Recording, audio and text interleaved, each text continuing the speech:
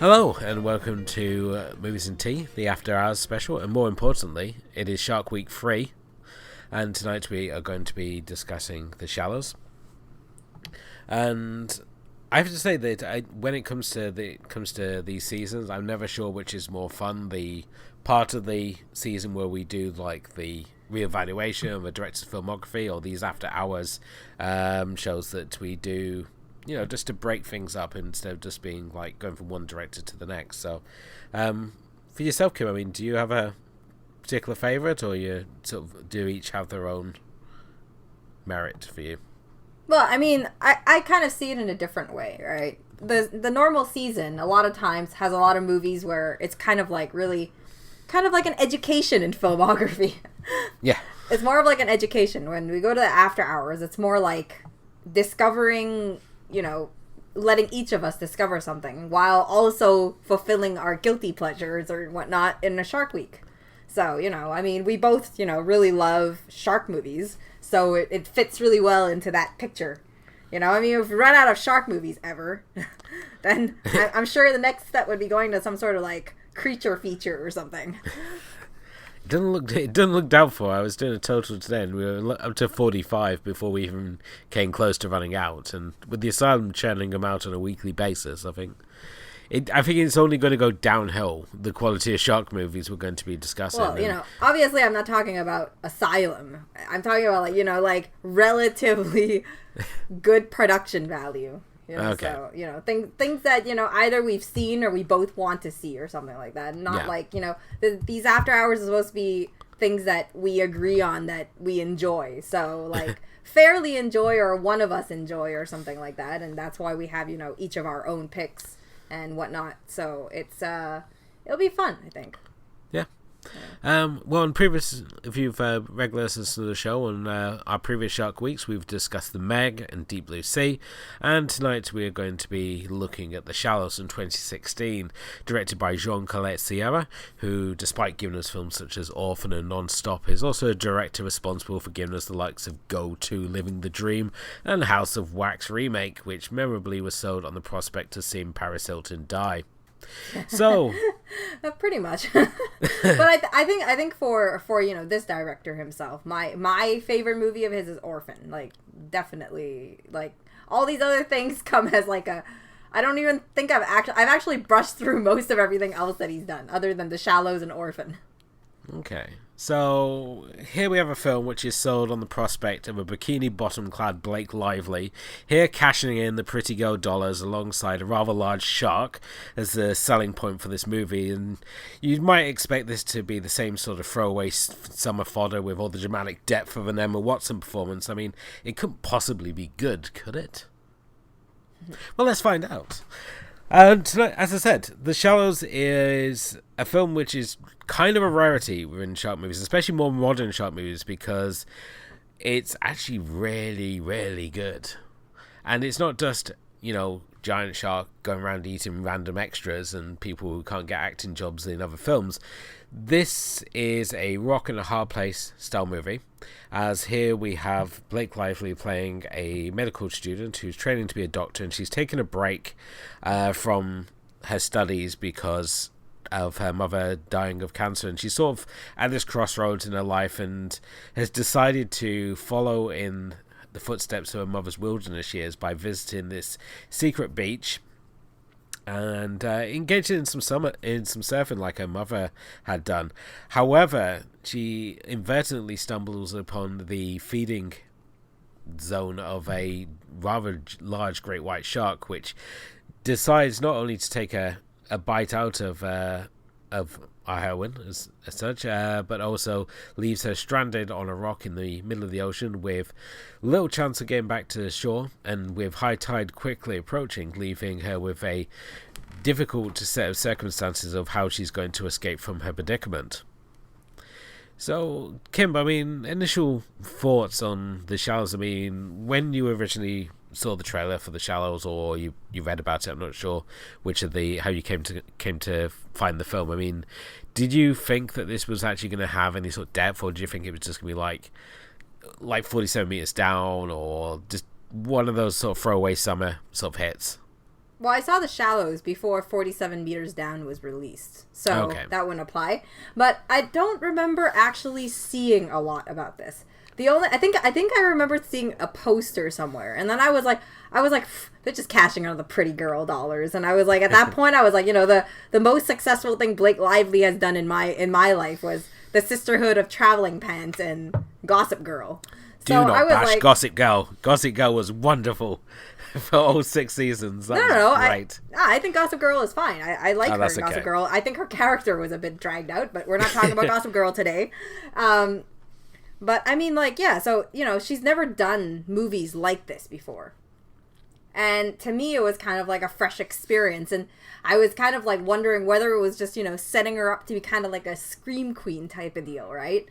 But, it turned out, I gave the movie a chance. I think it was some cheap rental or something that I got before it went on Netflix. And then, and I watched it, and it was surprisingly really good. And I really like this whole, wilderness and sharks, and you kind of like, it's just, she's at the wrong place at the wrong time, pretty much. And it's kind of like a journey of her own.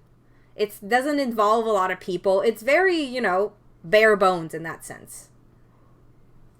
Definitely so. I mean, as for myself with Blake Lively, the only thing I'd seen her in prior to The Shallows was in Oliver Stone's Savages, where she's in a movie which is so smug you wish she had a face so you could punch it. And she was basically just doing the whole hipster dream girl thing, which essentially she does in Gossip Girl as well, but the whole... At least there she's got other people to balance it out, even though her character, as you said, it gets drawn out way too thin. And with this film, as I said, it was a real surprise. I mean, it's her doing the hipster dream girl thing again, but she's got some real sort of dramatic element to it. And it's what appealed to her the most when she took on the project was that her husband, Ryan Reynolds, had done Buried, which is basically him in a box. Yeah. And here she was sort of the chance to do her own version, but it's her on a rock with a seagull to talk to, and that's basically it. We have this monster shark, which isn't some super intelligent creature. It's just it's a shark that seems to be following the laws of nature, so it's very sort of grand in that respect. And as I said, we just base with it. She's got only the sort of clothes and the jewelry on her, and basically anything she can sort of that washes near her rock, and as I said, just this seagull to talk to, and it's such a fascinating concept. I was surprised that it's a gripping and it works as well as it does, because certainly when you have a character on their own, there is obviously the worry that it's sort of going to drag and it's going to become kind of tedious, and certainly all rests on sort of the one actor to be engaging enough without relying on anyone else. And certainly with her buddy Steven Seagal, he's only there just to really sort of bounce dialogue off, just so we're not watching Blake Lively talk to herself for an hour and a half. So yeah, well, I think that's really the key, is that Blake Lively is really able to sell the role, and it's such a surprise because she hasn't done anything, I believe, at that point that was so huge. I think a lot of stuff after that, after this project, she was able to take on a lot more, maybe other things. Wait, let me see. Oh no, she actually did Age of Adeline before, and that one got some good stuff.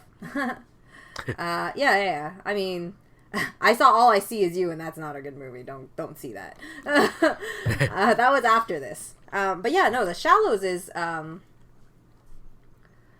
think that it's nice that her character lends to also having some depth. And we really get, before all the action starts and all, the getting into the wrong place and stuff like that, we have that, kind of false sense of security where, we see that she has some problems with her family, the stuff she's going through, and, why she's here. And then at the same time, it builds kind of like her backstory, and it gives it some time also, while, she interacts with other surfers that are there. And we're able to really, get that, just get into the groove of this being kind of like a really just fun surfing trip for her to kind of get her mind off all the stuff that's happened in her life. And it's how she connects to her mother just being there.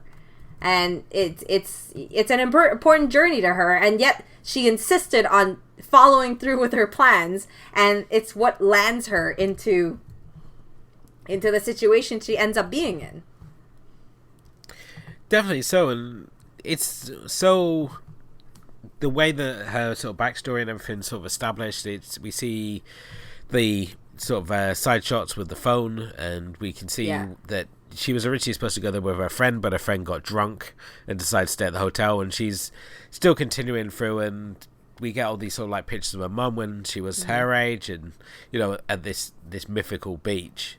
And as I said, it's completely in the middle of nowhere. I think it's in the middle of like the Mexican jungle.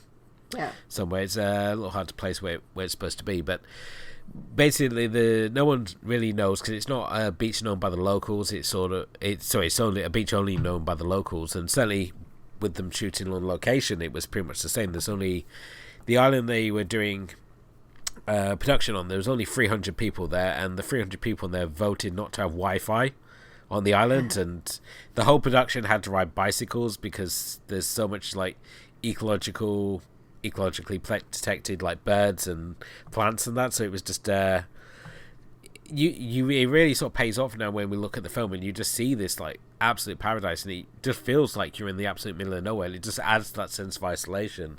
So much more than just her being stuck on a rock and like just like this a few meters swim from shore. But at the same time, she knows she can't outswim a shark, so she's kind of stuck where she is, trying to weigh up her options constantly. So, but the thing is, her character is also very smart. Obviously, we know she's smart because she is in med school, and she has a lot of the know-hows that she needs in this situation. And while she kind of rejects that whole med school thing currently, and it's kind of like, in like she's contemplating whether she's going to continue.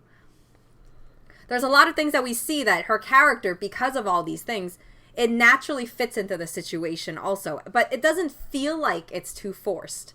So, she has the things she has on her, obviously, like, those little simple things that help her. She gets bitten by a shark. She's on the rock. Well, she has to do what she can to kind of fix herself up. And, all this stuff is not only, med school, but there's a lot of these things is like, general knowledge, just having that ability to be able to, okay, well, I'm going to cut this and use this as a compression or on her leg, or, do all these different things. And it's those little moments you really see that, she is a fighter. I think that was one of those core things, is that, there was a question about whether, honoring her mother was about being a fighter and following through with her dreams. And in this case, you can see that her character is a fighter because, through all these things, she's actually very smart. She tries to, we don't have a mega shark here. We don't have any super smart shark like Deep Blue Sea. We don't have like a huge megalodon like in the Meg. This is just a great white, and there's habits, and you start learning a little bit more about this great white. What turns it off? What kind of repels it? What attracts it? And like the little things that, there's also a routine to what it does. So she picks up on all these things as, she starts calming down and getting control of her own emotions. And I think that, that's when we really see the character really grow, is through those little things that happen, but in those really smart ways of her taking a chance to kind of like find a way to survive. Definitely. And again, this is something that I really love about the film, is that we're given all these bits of information, as I said, about her being a medical student, that the coral has the same effect of like a jellyfish sting. And we're given the information there so that when we come to rely on this information later, it doesn't feel like a huge leap of faith. Like, she's patching herself up and she's doing all this sort of like field dressing and stuff, and she talks herself through each procedure like she's addressing a patient. So she's working on her bedside manner the whole time she's going through it, and she's like explaining what she's doing to herself, whether it's as a distraction or what her just like a way of like regaining that sort of information. It's unclear, but certainly it really sort of plays in well. It's like, yeah, she's a med student, so she is going to know how to do these sort of like patch up jobs. Because if you haven't got like a proper medical kit that you obviously can do these different things to sort of like close a wound together to what you need to do to stop a wound from bleeding, which is like by using the surfboard strap to form a tourniquet.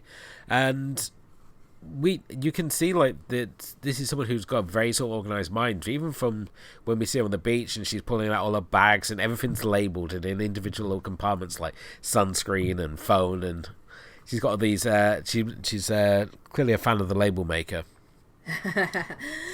Yeah, it fits in her character and it builds from the beginning, and that's how it gives this her character a lot of substance. But I think that a lot of credit has to go to, we've been looking at directors, and while we're not doing this director specifically, Jaume Collet-Serra, we're not doing his filmography specifically. This movie does stand out and does really show that he has a lot of skills behind the camera, because in this sort of, isolated area, he ends up taking a lot of, bird's eye view, like from above. Just so that we know the land that she's in, where she's surfing, and we have all these like little things that happen, and I think that those are the shots that really, while the camera constantly rotates between, at her and then from above and then from afar sort of thing. And it doesn't feel like such a, so deliberate, but rather every time they do the above shot, we kind of have this feeling of where she is in that area. Like, oh, now she's in that, surfing area where it's safe. And then, as she's on the rock, we kind of see the rock formation around her. And with the low tide and the high tide, we kind of have a different feeling of the area that's around her also. And at the same time, the camera also has, that kind of like, it's kind of a bit like it's floating in the water. And when it's in the water, it almost feels like it's like the shark's perspective. And it's kind of like a bit like it's hunting her.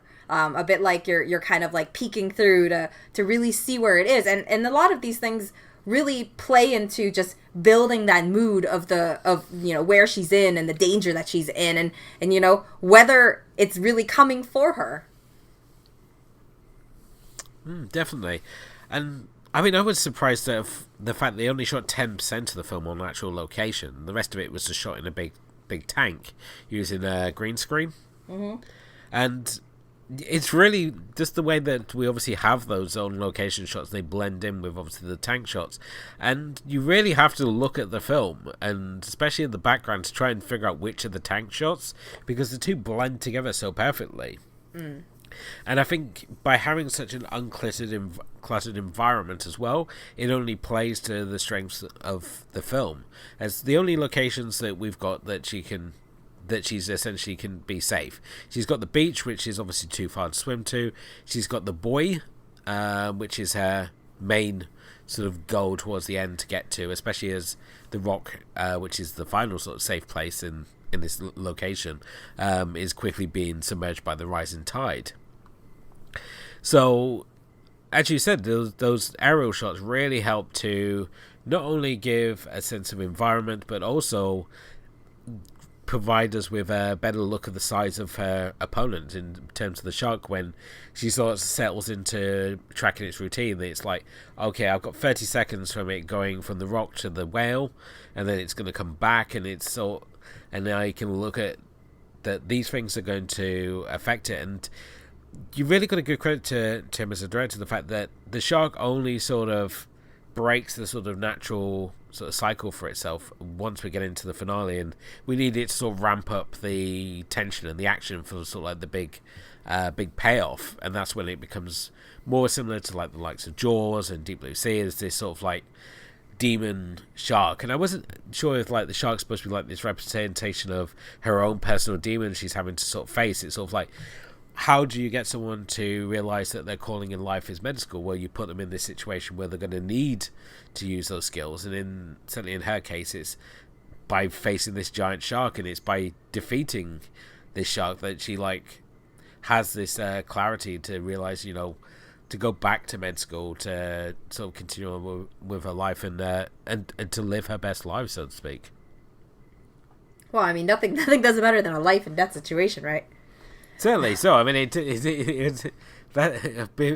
these sort of situations tend to put everything into focus real quick. I want to talk a little bit about the supporting characters. Obviously, we got the two surfers, who I was surprised weren't as douchey as I was expecting. We also had the drunk on the beach, who was as douchey as I expected. I was so angry at that guy. His demise could not come quick enough. Even now, when I'm rewatching the film, because I've seen it a couple of times, but the jump scares are so good, they still catch me off guard. And like when the guys, you're waiting for like an attack to happen, and because they're being teased by seeing like the silhouette underneath, and again, this is a throwback to natural shark behavior where surfers are mistaken for seals because of their silhouette. Yeah. And sharks' eyesight is largely based in silhouette, so I like the fact that those shots were thrown in, and it gives it. It's not like, oh, it's a shark. It only cares about eating humans, because they really don't. And I don't know why the shark became so obsessed with trying to eat Blake Lively's character. But it has a real sort of devotion to that. If it was like a different situation, like if it was a crocodile and an alligator, which obviously have that dedication to catching a prey, then I would understand more. But this shark is just so determined that it's going to get Blake Lively one way or another.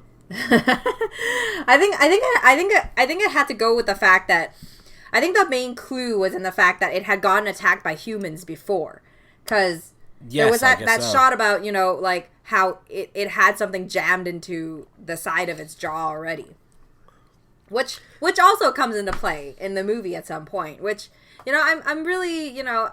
It's nice to see that there are these little details that really work. And, you know, these supporting characters, I think, really play to just kind of, you know, there's only so much you can watch of someone lying on a rock and trying to get off and trying to, you know, survive and talking to a seagull that there is, where, you know, there has to be, like, hints where you think that they can save her, right? Yeah. There's someone outside that can save her. And the surfers, well, obviously them coming back was, you know, made sense because, you know, they were there to surf and they were there the next day and they seemed like locals. Yeah.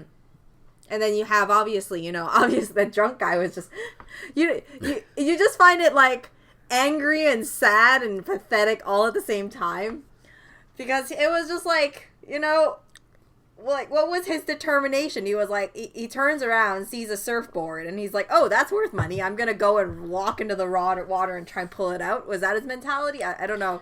I think so, because he'd already stolen her phone and her bag at that point. Because she's trying to get him to get her phone to call for help. Yeah. And instead he just steals her bag and her phone. And it's like, you asshole. Yeah. And then he obviously sees the surfboard. He's like, oh, more things I can sell.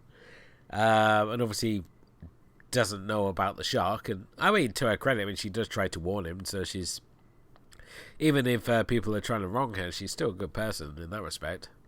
Yeah, well, you know, obviously she doesn't want to see anyone die, but, you know, in the end, it's just, you know, the shark's not, you know, the shark's out for Blake Lively, but anybody that tries to help her is also on the menu. Oh yeah, it's decided, you know, this is its hunting zone, and anything that stumbles in it is gonna become chow.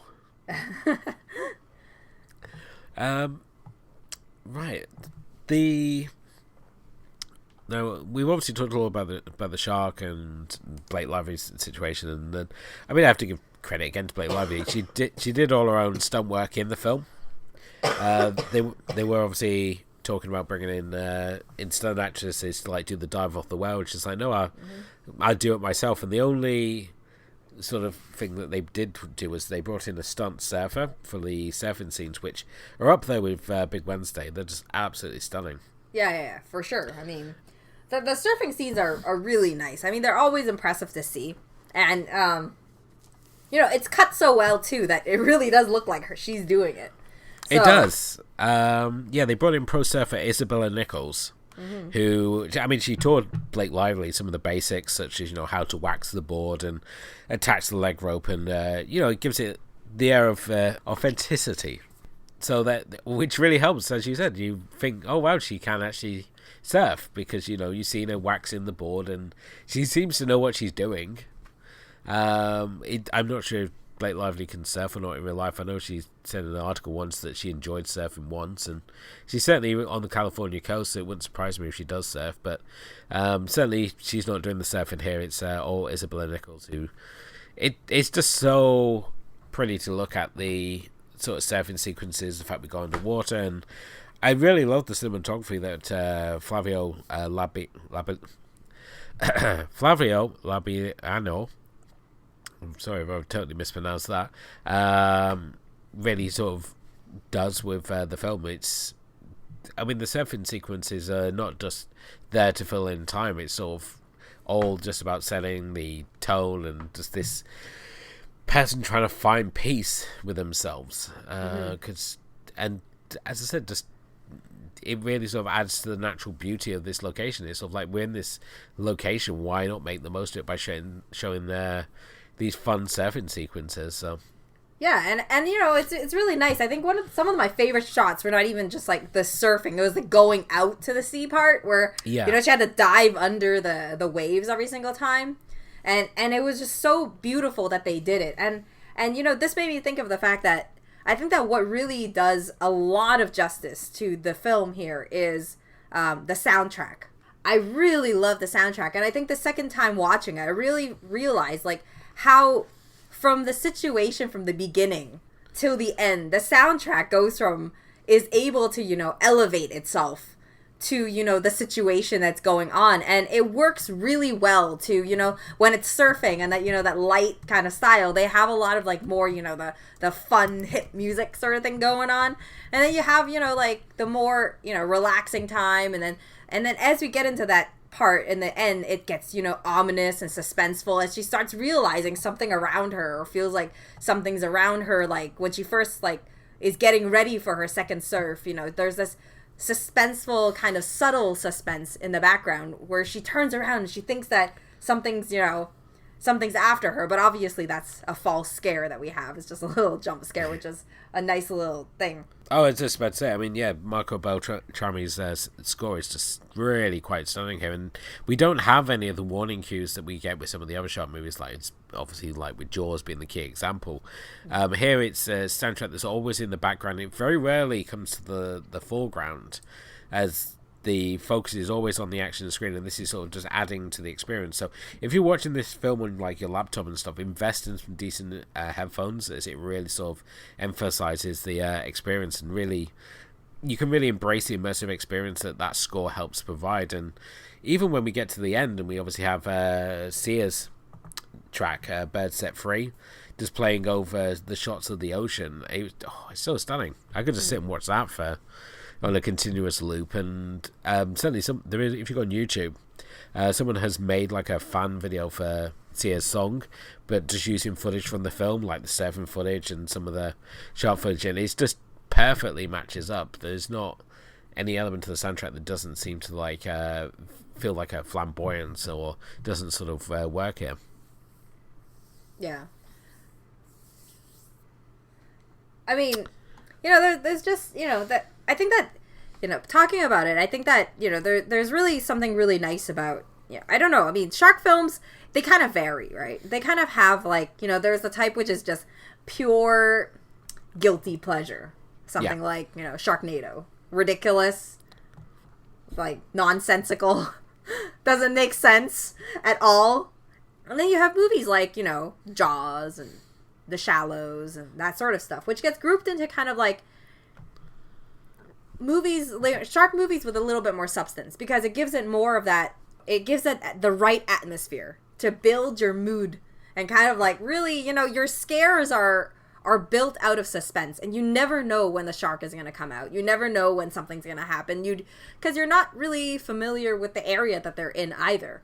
Yeah. So there's a lot of surprises here that we have. We have a little bit of information to go by, like, the coral that stings like a jellyfish and all those things that come into play.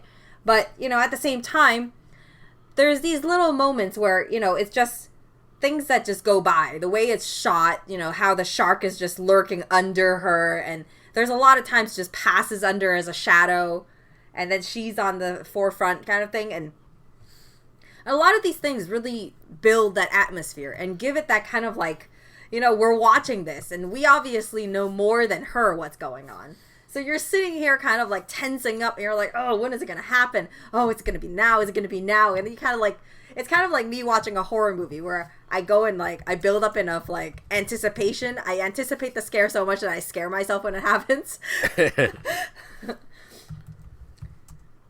But I think that those are kind of like the best shark movies. They make them, you know, it's so memorable also because things that build out of atmosphere, they have so much rewatchability to them. You can go back and you watch them and, you know, like this one, we don't remember, you know, sometimes I went back the second time this time and I forgot a lot of the things that happened. A lot of those little jump scares that were, you know, fluctuating between pleasant surprises or false alarms and stuff like that versus, you know, the real scares that come in. And all those little things that happen. And it just feels so natural also in the whole setting. I mean, we've already gone through this, you know, like her personality works with everything. And the shark is not, you know, some you know, mega machine, you know, like indestructible. It's there and it's, you know, it's very destructible. It has its purpose. It's been harmed. It's, you know, it has all these things where it feels very much like it's just nature at work. And, you know, there's that naturalness to it that just feels like it's even easier to be convinced about the situation. I think the problem is, as I said, because the shark market has been so saturated, really since the release of Jaws, that Jaws in many ways, I mean, it just opened the floodgates for not only newer shark movies to come out, but pretty much anything that could be made vaguely scary, from like bears and crocodiles to ants and birds.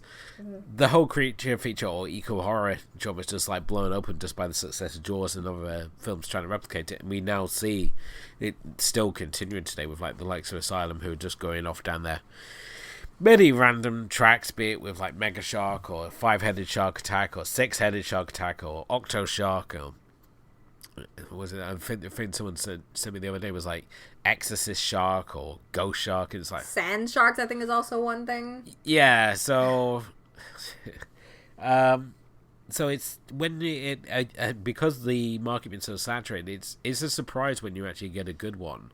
Much like with zombie movies now, the zombie market's really saturated, and I think everyone's sort of getting to that point where it's sort of like a bit bored of it, so that when somebody does something new or we have a good zombie movie come out, it just revives everyone's interest. And we saw that with like Shaun of the Dead. Shaun of the Dead completely revived what we'd wanted, and it could also be said with like I would even go with something a little bit more recent, because after Shaun of the Dead has been, you know, a while, right? So after that was kind of like Train to Busan. It was kind of like the revival, and it was a foreign movie, which gave it like extra points. Oh yeah, definitely Train to Busan. Again, it's like One Cut of the Dead. I think it's taken the foreign markets to revive the zombie genre again, because certainly when we look at the Western releases, I mean, we look at like Walking Dead, and people are still watching Walking Dead. It sounds like they're talking about an abusive relationship. It's sort of like, oh, nothing happened for 14 episodes, and then something good happened, and then nothing good happened for another 2, and it's like, why are you still watching? And that's what I never understood. These people are just like determined to see it out to the end. So but further, I mean, so is there anything else you want to talk about The Shallows? No, I'm done. Okay. If you do obviously like The Shallows, what would you recommend pairing with it then, Kim? Well, for something along the shark thing is a movie I always talk about, and I'm sure we'll eventually get here into our Shark Week, and that's The Reef, which is an Australian shark movie. Okay. Which is about, I think it's 5 friends who go out on a yacht or something, or sailing or something, and then their boat gets capsized because of a shark, I think, maybe, and then somehow it gets capsized. And then they now have to go survive. You know, they have to go and leave the boat and kind of like wander into the ocean together. And then they realize there's a shark lurking among them. And, you know, the shark is more like a subtle kind of like appearance. So it's very atmospheric, the film. And that's one of the things I really like about it, is that the shark doesn't show up too much. And it's never, you know, like, it's kind of like, in and out, you know. But it's one of those films that really base itself on atmosphere, and it's executed really, really well. It's a bit slow, but it's executed really, really well. I mean, but I'd also like to kind of like, you know, I feel that, you know, pairing shark movies with shark movies is kind of like the easy way out. Yeah. So I also found, I also want to talk about an indie film. Okay. On land, which is called Backcountry, and that was in 2014 that it was released. It's about a couple who goes onto a camping trip into this, into you know, he goes on a camping trip, and then they get lost, and then it ends up that they end up fighting a man-eating bear. Like, they end up surviving against a man-eating bear. So, it's kind of, it has a lot of really good moments. It's very similar to how I feel about, you know, The Shallows. It's a bit frustrating at certain points, but I think the movie is also done really well. Like, it's one of those, you know, rare movies where you really feel that isolation of being lost in the forest. But at the same time, I feel like, you know, bears and, you know, them being kind of like the central idea of kind of like what makes them dangerous is not explored a lot. I mean, obviously we have The Revenant, but, you know, Backcountry is all about that. You know, it's all about, you know, that moment where it's two people, they have their issues or whatnot, and they're there, and then they meet this bear, and then now it's all about the bear is following them. Kind of thing. And it's a really interesting movie. I think that, you know, obviously being on the indie circuit, I feel like maybe not a lot of people has heard of it or maybe hasn't seen it. No, I've not. I've not seen this one, so I'll have to add it to the pile. It should be on. I mean, it's currently on Netflix Canada, but whether it's somewhere else, I don't know. So cool. And what are your choices? My choices. I've got most. I'm going with this one. Be it seen as here we have Blake Lively stuck between a rock and a hard place. So obviously the most obvious place to go next would be a film based on the book Between a Rock and a Hard Place, and that would be 127 Hours by Danny Boyle. I figured you were going to say that when you said I was stuck in a hard place. I was like, oh, that's a movie that comes to my mind. Yeah, this is a film which it was a lot of fuss made when it came out, and I think a lot of people seem to have forgotten about it now. But James Franco plays mountaineer Aaron, who goes hiking in the Utah Canyonlands, and basically gets his arm stuck between a boulder and a rock wall, and he's basically, the film follows his 127 hours as he tries to find a way to free himself from his predicament.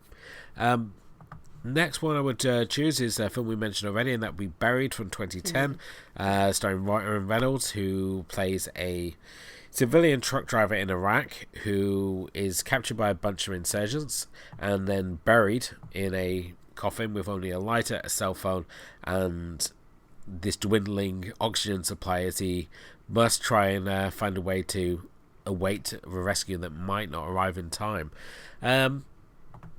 Finally, because, you know, while you obviously saying that you're not going to just pair shark movies, but I think we still have to include a creature feature in there. And for myself, would be 2007's Rogue, which is directed by Greg McLean, who also did Wolf Creek. And this is a film inspired by the true story of Sweetheart, who was a giant male saltwater crocodile that attacked a bunch of boats in Australia in the 1970s. And here we have a giant crocodile that traps a bunch of tourists on an island, and they have to sort of work out how they're going to escape the island without being turned into a croc chow. This film, it's really kind of surprising, much like The Shallows, is we have lots of undertones of Jaws in here, where we have suspension slowly racked up. It's not just about gruesome kills, which, unsurprisingly, being a Graham McLean film, there are, but certainly it's not the real focus here. Instead, we have this situation that these tourists are forced into, and trying to find a way that they can escape this island before the croc decides to make its way on there. But those would be my picks for if you liked The Shallows. I would say it's all about people being stuck in difficult situations and how they escape them. This one has been. Yeah, all really good choices. Thank you. So that brings us to the end of our first episode of this After Hours block, and up next, for the next movie in After Hours, we're going with my pick, which is 2017's Tigers Are Not Afraid, which finally, if you read my Friday Film Club post, got its short theatrical release, I guess, in limited theaters back in, in September. Over the course of, end of August to September, it had its theatrical run. And then now it's finally on Shudder as a Shudder exclusive. So Tigers Are Not Afraid is a Mexican film, which is pretty much like a fantasy horror, it's like a horror fairy tale. A lot of people compare it to Pan's Labyrinth as the closest comparison. It does help that, Del Toro really, really supports this movie so much that he's making a movie with the director of Tigers Are Not Afraid. So, so Tigers Are Not Afraid is the next movie pick, and it's gonna be fun when we when we watch a bunch of orphaned kids caught up in the drug cartel world and armed with 3 magical wishes, but magic can be interpreted in its own way. Very cool. And I mean, just one sort of final note before we do close out tonight's show, and I just say it's been kind of funny that when we've done these Shark Week picks, that the movies we picked have all seemingly, they could be compared to the director whose season we focused on. So with the Meg, we had the big blockbuster shark movie, which is obviously very true of Paul W.S. Anderson. With Deep Blue Sea, we had the smart sharks because, sharks are monsters, monsters are humans, monsters are people too, so that's the Del Toro kick. And now we have the artsy sort of stylized shark pick, which obviously you could see Sofia Coppola doing it if she ever chose to direct a shark movie. I could see her doing something like The Shallows, so it'd be interesting to see if we can carry this on going forward. Especially because, we have that, that whole, one person deal, and it's like a character development and that sort of thing. You can definitely see how The Shallows really does compare to something that, if Coppola were to do it, it would be kind of, it would be interesting. Just wonder if she'll ever do one like that, that's all. It'd be interesting to see if she decides to make a creature feature just really randomly. Just I'm just bored of doing these sort of pictures. I mean, certainly with The Shallows, I mean, it's tapping into all those sort of things, the female maturity. So we introduced to Blake Lively's character. I mean, she's very much sort of in this bratty child stage, and she matures into an adult through her situation. So much like so a couple of those characters are changed by the situations they encounter, and certainly through female leading characters, certainly we get the same with The Shallows. So I'm not going to say this is going to be the same for every season, because there's certain directors I'm really not sure what shark movies we compare with them, but it's certainly be interesting to see if there's any other directors who could potentially be linked to doing a shark movie. But thank you as always for listening. Thank you to my host Kim. And if you haven't done already, please do hit the like and subscribe button. And if you also leave us a review, as it really helps raise the profile of the show. You can follow us on social media. We're on Facebook and Twitter and Instagram. And you can also check out our full archive, including our Friday Film Clubs, on moviesandteapodcast.wordpress.com. But until next time, when we be talking about Tigers Are Not Afraid, this is Edward Jones signing off, and just wishing you all a very good night.